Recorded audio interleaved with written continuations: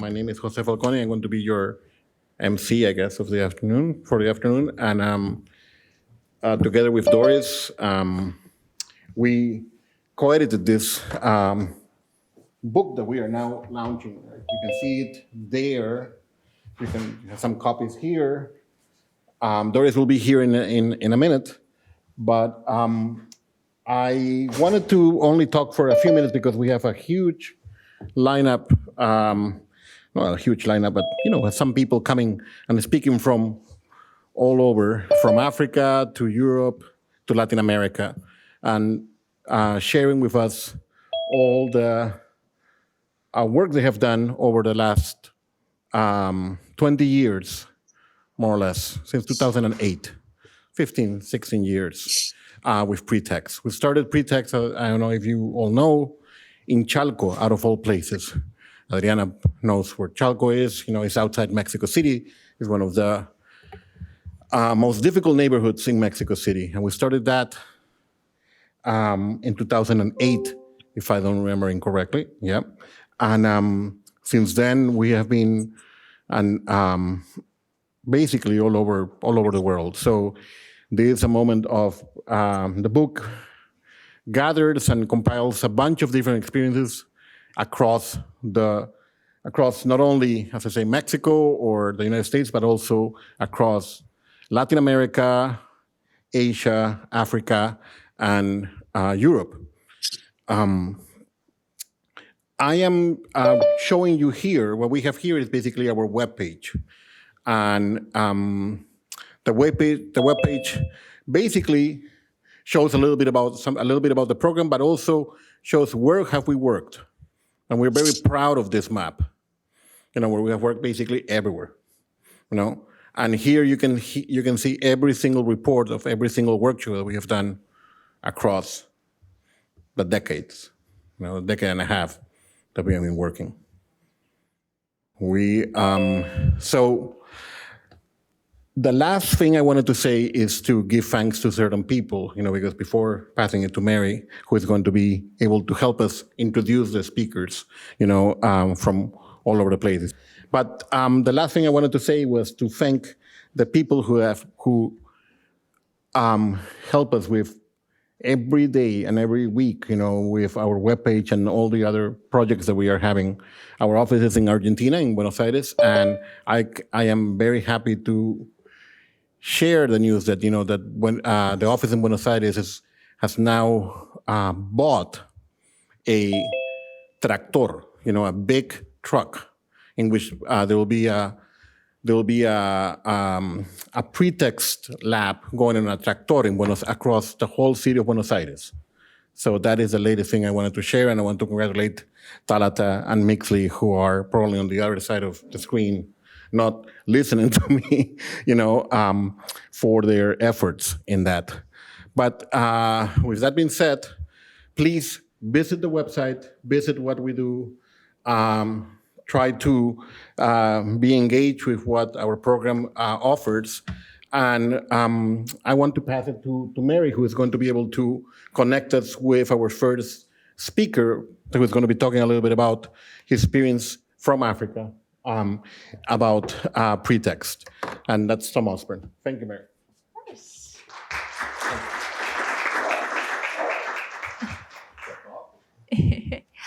All right, Tom, take it away. If you can just share your screen with everyone, you can present and share your slides on Zoom. Hi, everyone. Can you hear me? Yes, we can hear you. Yeah, it's almost midnight in Nairobi, and I think just shows how much love I have for Pretext. And it's just really great to be here virtually, to see old friends and new friends and all of you who are there in person. So my name is Tom Osborne from Shamiri Institute. We are based here in Nairobi, Kenya. And I first met Doris and Jose Falcone when I was in undergraduate at Harvard. And my background at that point was mostly, kind of from an entrepreneurship, business, kind of perspective. And I was thinking a lot about mental health because, Kenya is a very young country. The median age is 18 and a half, 19 years old. Yet there's a lot of like prevalence of like depression and anxiety. And we were trying to figure out, different types of like interventions, for mental health. But what struck me about pretext was this idea of agency. Other interventions are very prescriptive. You have an expert who is like prescribing something, a solution to people and trying to like get people to use that solution. But pretext is all about agency. It's about like training and teaching young people that they are agents whose actions matter. They can make art, they can make decisions, they can think about their life, and they can make decisions that matter. And so we decided to explore if pretext could be used as an intervention for mental health and mental health problems. And we did a clinical trial in Nairobi, which we just published in the Lancet eClinical Medicine pretty recently. And what we found in this randomized controlled trial was that pretext was able to reduce both depression and anxiety symptoms, as well as improve like things like school climate, optimism, happiness, and interconnectedness. So I'm just super excited to be here virtually as part of this launch. We are now like trying to scale up this project to 100,000 young people in Kenya. We think there's a super great, kind of like template that we can use. And the power of pretext is literally in its simplicity. Often as academics and as people work in this space, we tend to try and find super complicated and complex interventions and models. But often it is the most simple things that have the biggest impact. And pretext is a role model for how very simple interventions, very simple protocols that tap into a collective humanity, that tap into the things that we share across culture. And that's, I think, one of the greatest things about pretext. And I think we have almost everyone in every single continent in the world who has done and has a super great experience with pretext, because it taps into this really shared humanity that we have. And that is the idea of agency, that we are all agents whose actions matter and we can shape our future. And the work that we have done in Kenya, really shows that. And so I invite you to read the book, and especially like our section on Kenya. I just invite you to also just like look at all of the projects that are happening, in Paraguay, in China, in America, in Europe, etc. And I think we're onto something. And this is one way of just getting this into the collective conscious of the general public, that there are simple interventions like pretext that can have really large effects and really large impacts. Also, I only have 3 minutes, so I'll stop here because it's a really long lineup of other speakers who need to speak.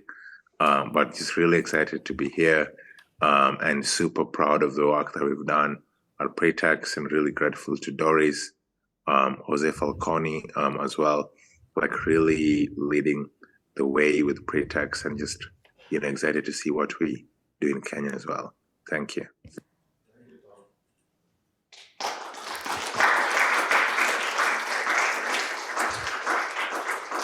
Thank you so much, Tom. Thank you so much for sharing the exciting story with all of us. Yeah, and have a great night. And next, Pierre, are you on Zoom? Guys, this.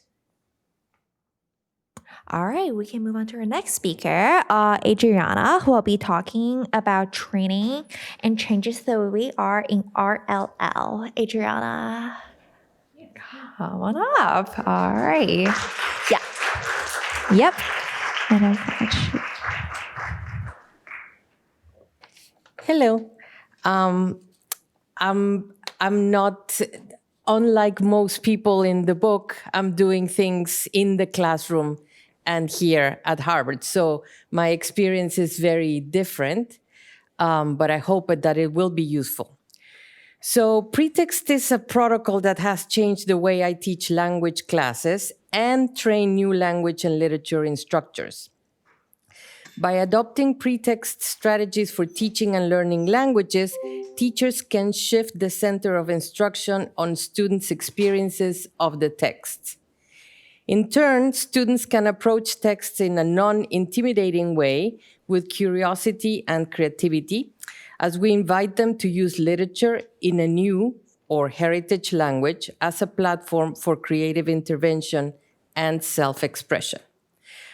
Our goals for using pretexts in the language classes are: 1, to promote literacy through experimentation of the text, one that allows personal ownership of difficult, often canonical or classic texts. 2, to discover that critical thinking and creative thinking are not different, as they both facilitate meaningful connections between texts and ideas and help us solve problems and face tough questions about ourselves and others. 3, to show students that learning a new language triggers new, creative, and thoughtful processes in the way we understand the world. 4, to realize that some texts require artistic intervention to be fully understood in its original and new contexts.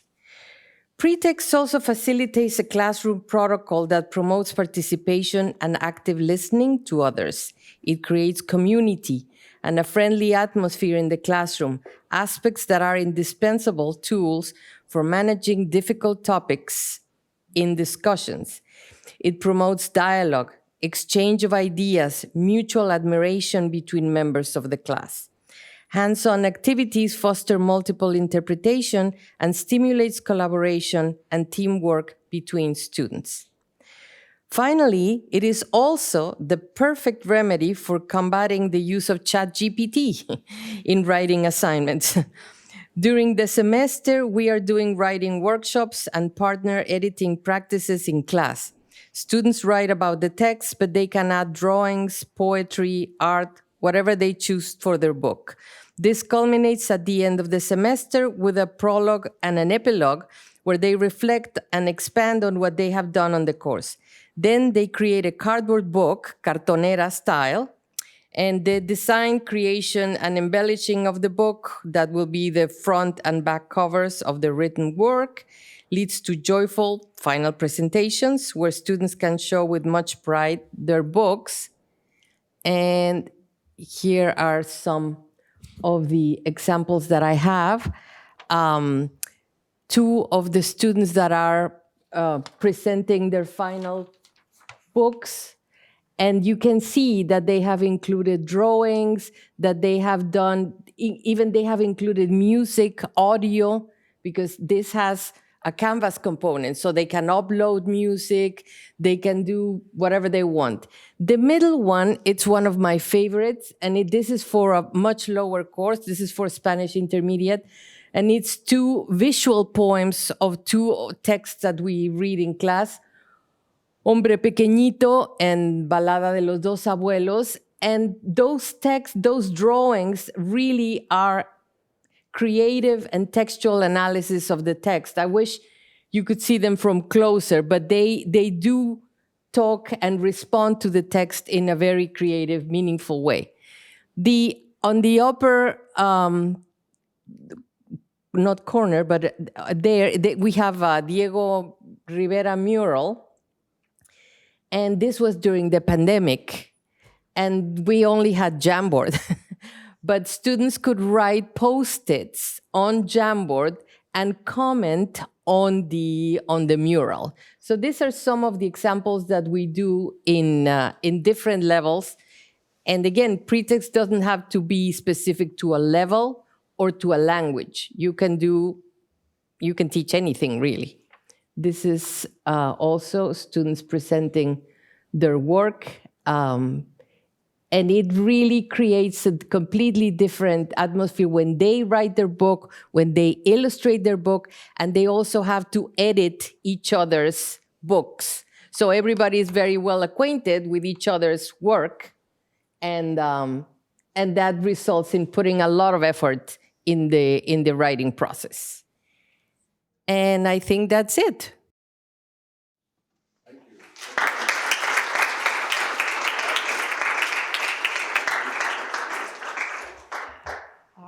And now we invite our next speaker up here to share their amazing experience with us. All right. Yes. So I was looking at this and I was like, who is the Peruvian social anthropologist? And it was myself. So thank you so much, Doris. Thank you so much, Jose. Muchas gracias. For me, it's really nice to be here. I'm a professor at the National University of San Marcos in Lima. And in August, I came here as a fellow, postdoctoral visiting fellow at the ALARI, the Afro-Latin American Research Institute. And I became friends with Doris and Jose this last semester. By becoming friends with them, then I got introduced to the pretext model. And something interesting that have happened is that since we have started to work together, then we're trying to develop or take pretexts to Afro-Latin America. It has already happened in 2017. Doris, Jose, and other people in Colombia, they have done workshops of pretext in the Pacific coast of Colombia, in the area of Quibdó. Here are some pictures. So in 2017, they developed a couple of workshops in Afro-Colombian communities in the region of Quibdó, which is, as I said, the Pacific area of Colombia.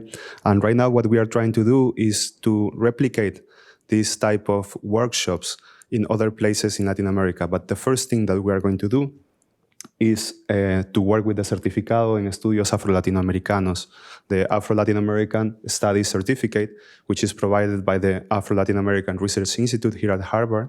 It starts in September.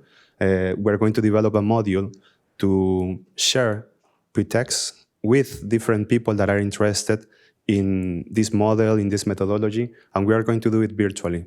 It's going to be me, it's going to be Doris, it's going to be Carlos Correa, who is not able to be here with us today. He's from Cartagena, Colombia. He's also an anthropologist, and he's also a fellow at the ALARI, the Afro-Latin American Research Institute.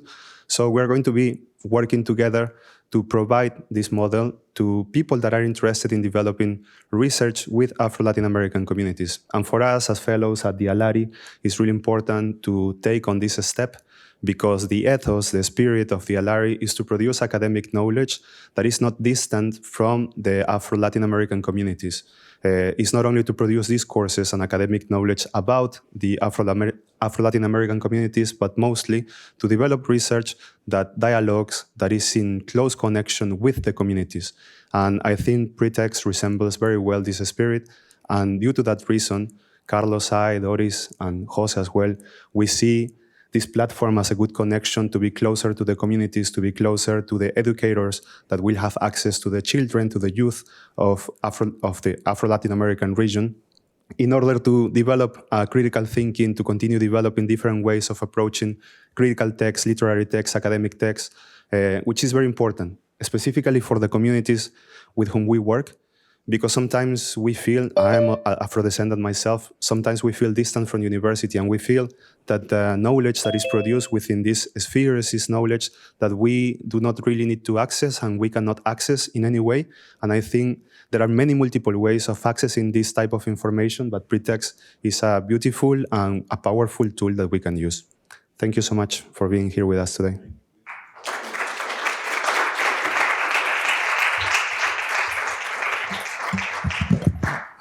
And precisely what we're going to show right now is a little video of the work that we did with the Chocoanas, in the Harvard Art Museums when they came here.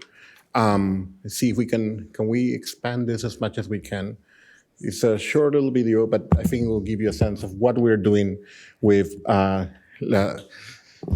Luis mentioned, las comunidades afrocolombianas. Can we play?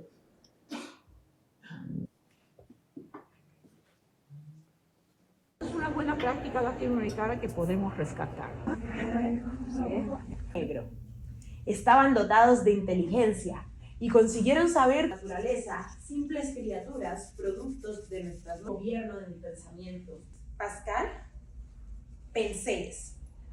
El cosmos es todo lo que es un diminuto grano de roca y de Por el momento. Entiende tú. Okay. ¿Cómo te permite imaginar y crear? El agua parece que no. Una perspectiva cósmica. Criaturas producto de nuestras manos. De arte. En la galaxia hay estrellas y mundos incluso.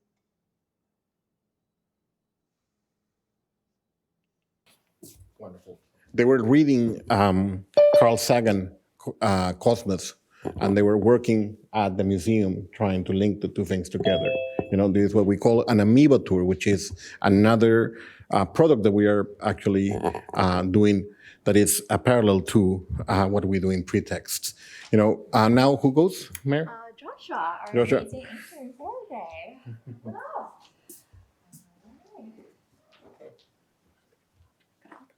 Oh, thanks. Hi, everybody. I'm Josh. I'm a sophomore at Harvard. I'm studying psych and education. And I was fortunate enough to be a part of the Pretext Summer Internship Program to Paraguay this past summer. And so I'm just going to tell you a little bit about the program and my experience there.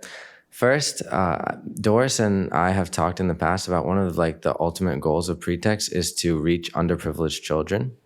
And so that's sort of in the back of my mind when we do workshops with people who are older, like that maybe they will take this methodology and pass it on to people who can really benefit from it the most. And fortunately, I got the chance to work with a huge variety of people with Jose Molinas in Paraguay this summer. So we did workshops with members of the deaf community, with college-age students at Instituto Desarrollo in Asunción, with people, we had workshops open to adults interested in education more generally. And then we did a workshop in El Interior in the countryside with Guarani-speaking students. So I'm going to tell you a little bit about that. It was very early in the morning when we woke up, got in a van. I didn't really know what it was going to be like, but we were there with my co-intern, Olivia, and a couple other people, and Jose Molinas was there too. So we took the van. It was a bumpy ride. I got some sleep a little bit. But when we got to the place, I got out of the van, tired, didn't really know what was going on. All I had was some text in hand. We were going to do Los Dos Reyes y Los Dos Labyrintos by Borges. And then I had a bag of markers, and greeting us when we got out of the van was a line of 13 children aged 7 to 11 who were just smiling, waving at us, happy to see us. So we were just all right, let's go do Pretext with them. We went into their one-room schoolhouse and immediately just started the Pretext methodology with an icebreaker. And they only spoke Guarani, and so all I had was my limited Guarani knowledge, vocabulary, and we also had their teacher there who spoke English and Guarani to help translate. So for reading the text out loud, a couple of them could read in Spanish better than others, so they were our lectores. They read out loud while everybody drew, and then we went through the asking a question to the text. We asked questions out loud. We had a clothesline that we brought with us to hang up at the front of the room. And then we got to the art activity. And the kids were still, by the time we got to the art activity, nervous about, they wouldn't even talk to me even when I tried to speak them in Guarani. But we successfully got them a little bit more engaged with the art activity. We had them underline a couple words that they knew in the story, they knew Rey means king, and on the back of their paper, they just drew various things that they knew. Some kids didn't know anything, and they just drew a crown because they saw their neighbors drawing a crown. And then we passed the drawings to the left all the way around the circle until we had 13 different unique drawings, which everyone had contributed to, and they had all sorts of different elements from the story. They had labyrinths, kings, camels, sand, everything, and all different colors. We hung it up at the front of the room, and it was awesome. It was a successful workshop. All the kids were really happy and engaged by the end of the workshop. So it was pretty unique and a great experience for me. And I love Pretext a lot. I'm a huge believer in the methodology, which is why I'm helping to co-coordinate this year's coming summer internship. Thanks.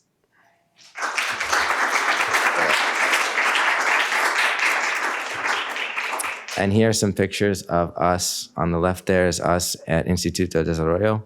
And then this is the schoolhouse on the right that we were in. There's the workshop we were leading. And here's back in Instituto de Desarrollo, our clothesline at the front of the class, and some of friends that we made. I think Josh did not say that, he was on national TV, in Paraguay. But I think, so that was one of the highlights too, I think, of the summer. Now we have two other interns. Okay. This is a video of. Yes, so we have two other amazing interns who unfortunately can't be here with us today in person, but we'll show everyone a quick video of them, Sophia and We just Isabella. ran another session again, and that was really fun because we did beading. We had an Indigenous beader come in and we started to do some beading, and he brought in all his beading, which was really fascinating. And then we had our participant bring in a text on, it was a Kuya text actually on palms, on native palms, which are a huge symbol in our culture because we live in a desert, and so water is life, and wherever the palms are, there's water, and they're very integral in our story. So it's very interesting to see and very, I think, nice to acknowledge the plants and hear their story. So it was amazing.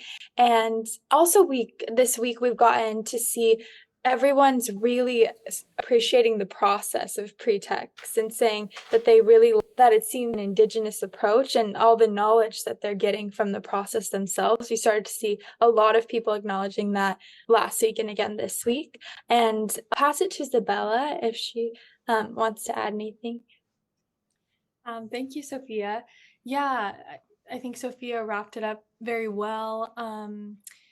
We have been getting a lot of really positive feedback about the democratic process of pretext. People really like that we're bringing in other people to lead. I think it's different from other workshop models that they've had at the center that we're partnering with. So that's really good to hear. Like Sophia mentioned, the last two times, second to last time we did concrete poetry, and that was really interesting with the fortune teller and then writing the poem on the different flaps based on the text, because one of the participants reflected that it was almost like we're kind of finding a different way to read, a different way to explain, a different way to use our brain to show our connections to the text.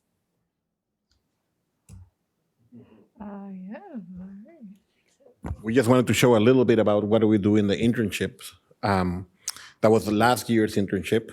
And now we are going to go to Mexico or to Paraguay. Oh, to Paraguay. We're going to go to Paraguay. Jose Molinas was the former Minister of Development in Paraguay, and he's the one who hosted Josh at Instituto de Desarrollo. He has been working with us for the last, I will say, 6 or 7 years, and he's going to tell us a little about his experience with Pretext and what are we doing now in Paraguay. I know that we are launching something very big. I don't know if it could be announced, but Jose will tell us here. Tocayo, take it away. Yeah, thank you very much, Jose. It was great to see Josh, and thank you, Doris. We are working in Paraguay with Pretext in 2020. We started working with university professors, especially law professors, within a project of USAID. We train more than 100 university professors, and that first experience catalyzed a lot of innovation in the classroom that range from using comics to teach Roman law, and also to using poetry to teach in the classroom calculus. We have a variety of workshops with two great interns. Last summer in the US with Josh and Olivia, they train a lot of school leaders, people in the countryside, also the deaf community, and many different type of youth groups.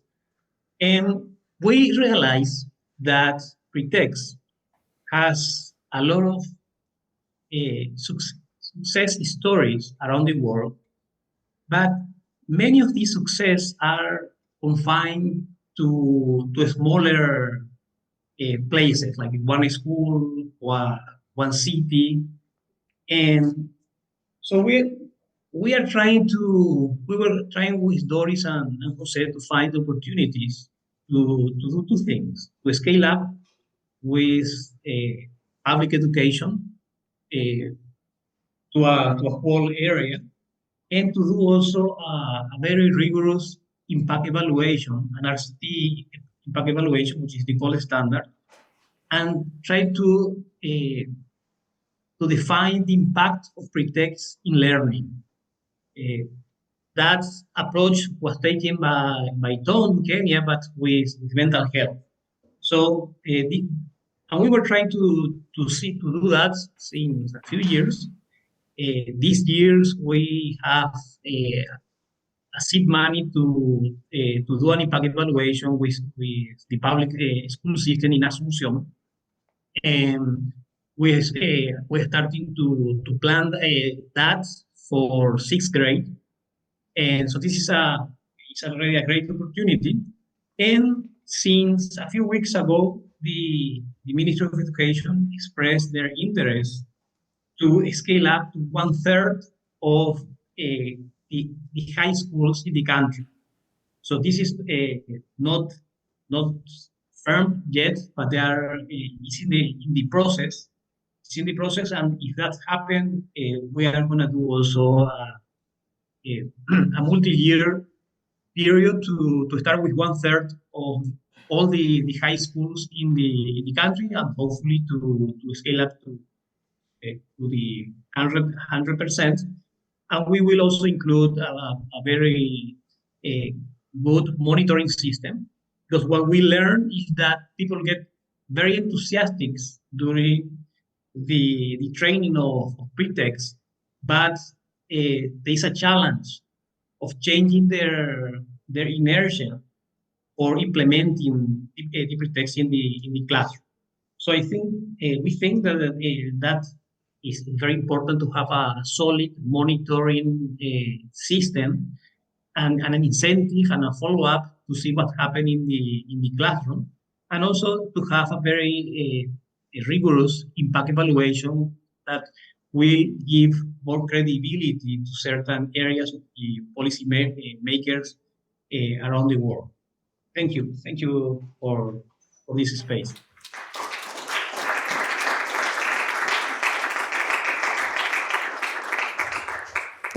Thank you so much. And next up, we have Stella, who will be talking to us about her experience with pretext in schools and immigration centers. Stella, the floor is yours. All right, let's give it a second. Stella, you have to unmute yourself. There we go. You see them? Yes, perfect. And if wow, I'm so excited. Just a minute. Great. Hello, good afternoon, everyone. Doris, Jose, and the entire pretext family around the world. Standing here today fills me with profound emotion and such a significant date that reflects the culmination of years of dedications. Every application of our methodology reveals its extraordinary benefits for people, emotional health, professional development, and mental states. I am a witness to see the transformation of people through our methodology, and I can attest that we are transforming lives. In Mexico, since July, we have been applying our workshops in both community with limited recourse and global development company. I share you some photos. One of these is of Claudina Tenevet School. It's a low-resource school. The children told us that they had finally found a fun way to learn because they play dodgeball with a text. In migrant centers, for the first time, they did something that brought them joy. In the Secretary of Culture, we held the workshop for all of the librarians in the city of Querétaro. We have opportunity to teach our methodology to the editorial teams of Santillana Publish in demonstration or workshop. In the Irish Institute, with the academic coordinations and demonstration of workshop, we conduce this to the workshop at Monteverde Schools. Is a high cost school, and with teachers are currently getting certificate to become cultural agents. We are playing the workshop with the Ludotecarios Games Manager of the Chimalhuacan Domes at CEDIC Center right now. And this moment, we are also holding the workshop with a college from Drawing at Tomorrow Foundation from more than 20 directors of orphanages. I share this testimony because I think it's so important to obtain, since we also had the workshop at the most important in Barcel. Barcel was the company, the 8th salty snacks player in the world. Here is Rebecca Calzada, is the director of transformation of Barcel. It's the workshop most important because there's amazing and impressive the results we have in Barcel. This is some of them. The 7% believe it's better to work in a team, and the 7% fast increase in energy, and we have impressive results in Barcel. We are so excited right now because we know the pretext continue the transformations lives in Mexico and all around the world. Thank you very much.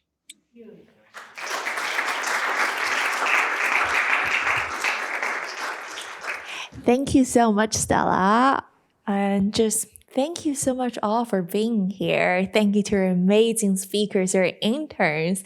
And last but certainly not least, let's invite and welcome Professor Doris Sommer to share a few words. Professor Sommer. Thank you so much. I'm very grateful to Mary for facilitating this. And you see that Jose Falcone and I are bookends on this book, right?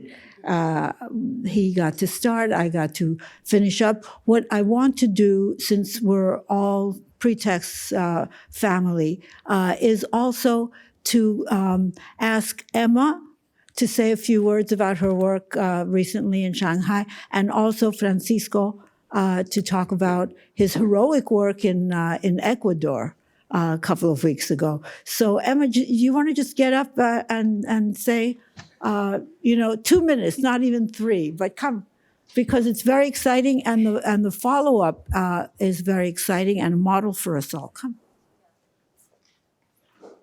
Hi everyone, I'm Emma. I'm a junior. I did the Pretext internship my freshman summer, but then this past winter break, I was in Shanghai conducting a Pretext workshop in partnership with a metal company, and the purpose of the workshop was to teach their kids through art what their parents do for work and like what the company values. And I was just blown away at the creativity of the kids. It was also an interesting experience because we had gone in thinking that the kids had a much higher level of English language competency than they actually turned out to be. And so but with the pedagogy, I think we were very easily able to overcome that barrier. We just commissioned the kids to act at the kids who had more English competency to translate for us. And so I think that was just another moment where it spoke to the versatility of the pedagogy. And that project is, or now me and Clement, who is our partner on that side of things, are actually going to try and partner with different high schools in Hong Kong to implement Pretext as their just primary English learning class pedagogy. And you're going to be planning for a year in Hong Hong Kong. Yes, a year. And you're recruiting other people. Yes, one of whom is in the audience right now, David. Yeah.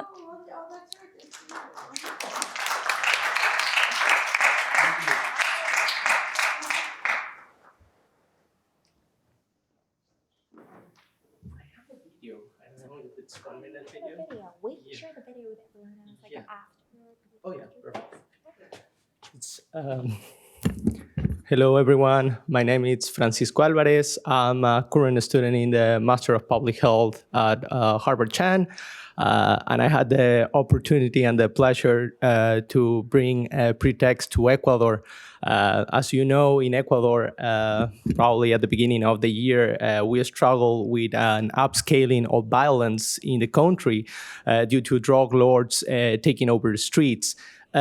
Fortunately, I would say I was during that time with 30 courageous school teachers running Pretext on mental health.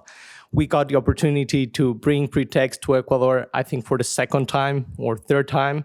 But the school teachers from public schools were really glad to have Pretext as a way of distressing, but moreover, to learn about mental health in the schools through Pretext by making art. So thanks to Doris and thanks to the support of Agentes Culturales and the School of Public Health, I received a fellowship to build this in Ecuador and make it possible. So thank you once again, Jose and Doris, for that.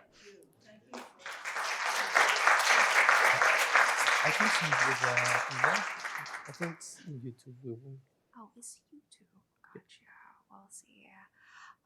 In the meantime, we can have a Q&A session of the audience. If anyone from the audience has questions for you and Jose, well, I'll set this up.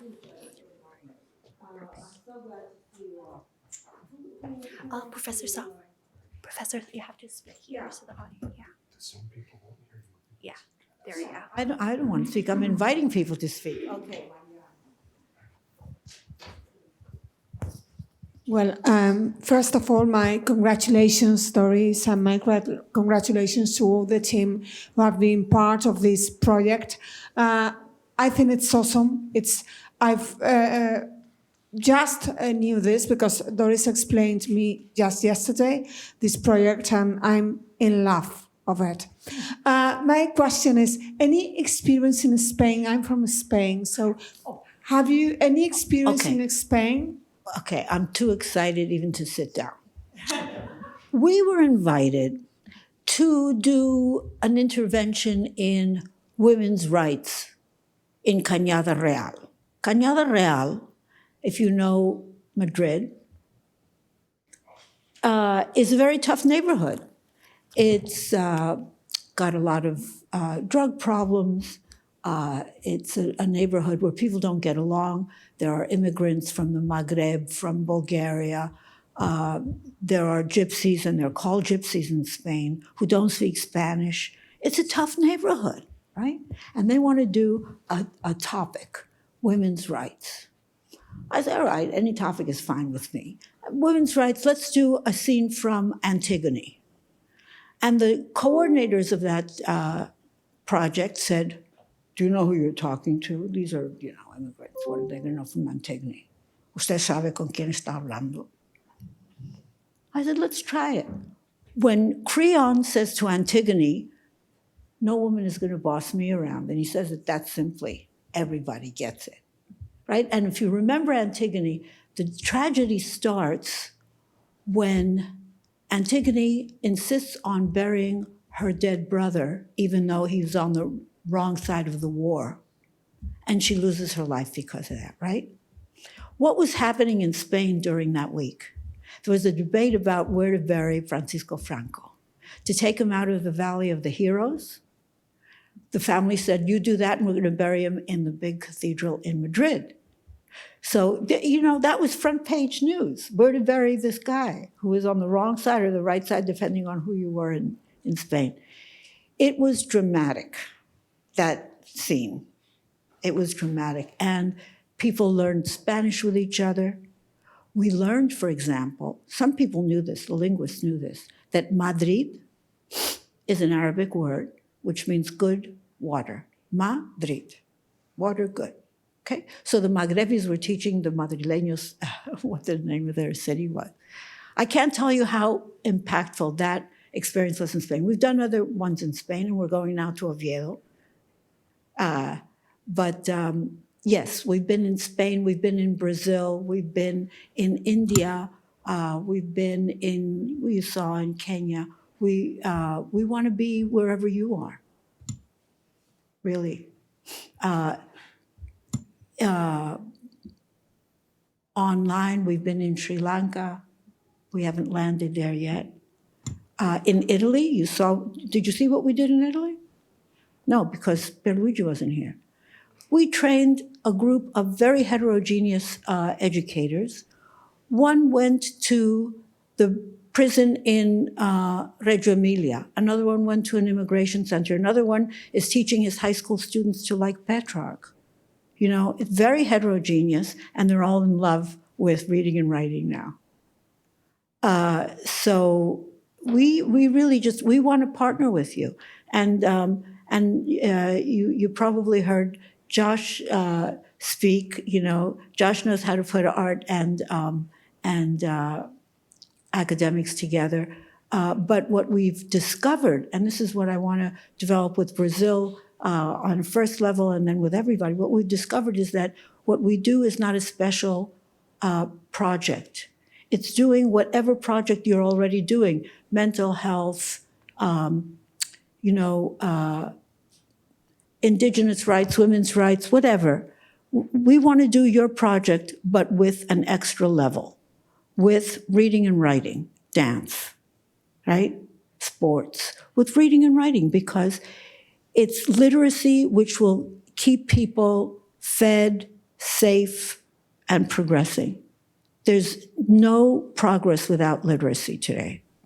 If you ask Oxfam how to solve the problem of hunger, they'll say, reduce illiteracy. So we you're already talking about philosophy with Harvard students in Greece. We just want to do that with you, right? This is a short skill set.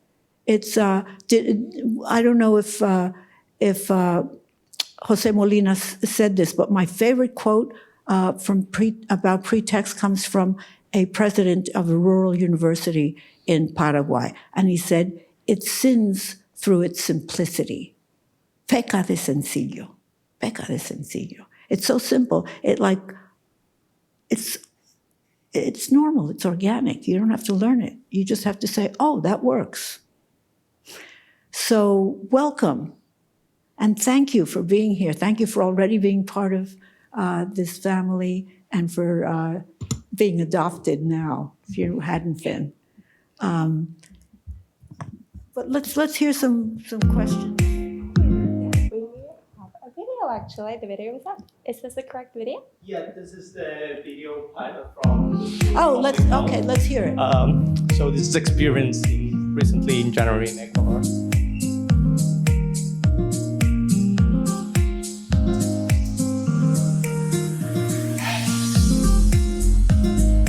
It's the ice breaking.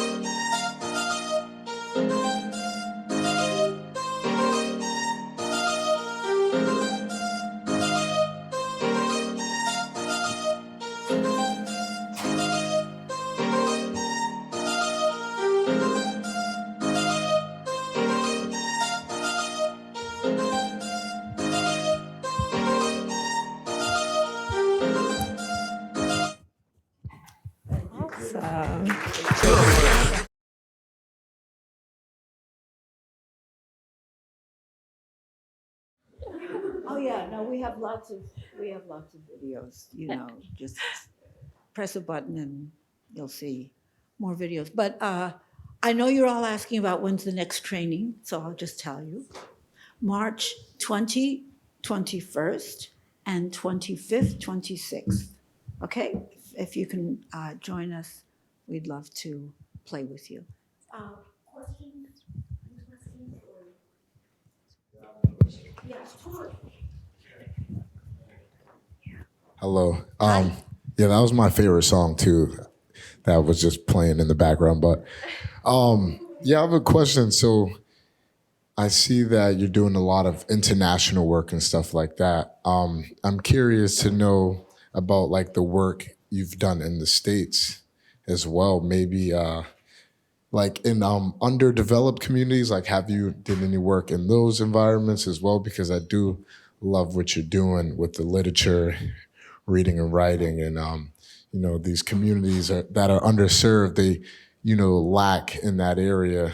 So I'm just curious if you ever attack those neighborhoods as well. Well, you know, that question obliges you to, to work with us in the next one. We're working with a mutual friend, Zachary Hermes, who is a cardiologist, an African-American cardiologist, young man, who has as his mission in life an NGO called Odessa, where he does youth development in underserved areas in Boston, right? So we know about that. And we're starting a workshop with Odessa on tomorrow. Nice. We're starting tomorrow. And we should be working much more in Boston, but somehow working with BPS, Boston Public Schools, has been administratively difficult. If you have friends in public schools in this neighborhood, you do? Wonderful. See, we need a Spanish friend to open up a door here. Yeah. All right?